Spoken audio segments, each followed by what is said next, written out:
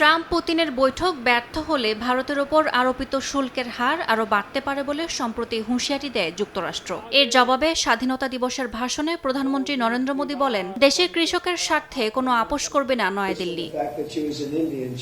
ভারতের প্রধানমন্ত্রীর বক্তব্যের একদিন পর দেশটিতে মার্কিন বাণিজ্য প্রতিনিধি দলের সফর স্থগিত করেছে ওয়াশিংটন। চলতি মাসের 25 থেকে 29 আগস্ট নয়াদিল্লি সফরের কথা ছিল মার্কিন ওই প্রতিনিধি দলের। এক প্রতিবেদনে ভারতীয় গণমাধ্যম এনডিটিভি জানায়, দেশ দুটির দ্বিপাক্ষিক বাণিজ্য আলোচনার 6ষ্ঠ দফা বৈঠক আপাতত স্থগিত হয়েছে। এর ফলে 27 আগস্ট থেকে কার্যকর হতে যাওয়া অতিরিক্ত শুল্ক প্রত্যাহার নিয়েও দেখা দিয়েছে শঙ্কা।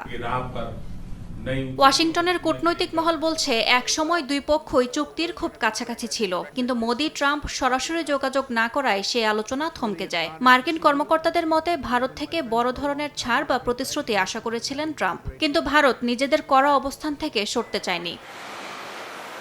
এর আগে প্রথম দফায় ভারতীয় পণ্যে 25% শুল্ক আরোপ করেন মার্কিন প্রেসিডেন্ট ডোনাল্ড ট্রাম্প। চলতি মাসের শুরু থেকে যা কার্যকর হয়েছে। পরবর্তীতে রাশিয়ার কাছ থেকে তেল কেনার অভিযোগে দেশটির পণ্যে আরও 25% শুল্ক বাড়িয়ে 50% করে হোয়াইট হাউস। ট্রাম্প প্রশাসনের এমন পদক্ষেপকে অন্যায্য ও অযৌক্তিক বলে আখ্যা দেয় নয়াদিল্লি। ইয়াসমিন অনন্যা, সময় সংবাদ।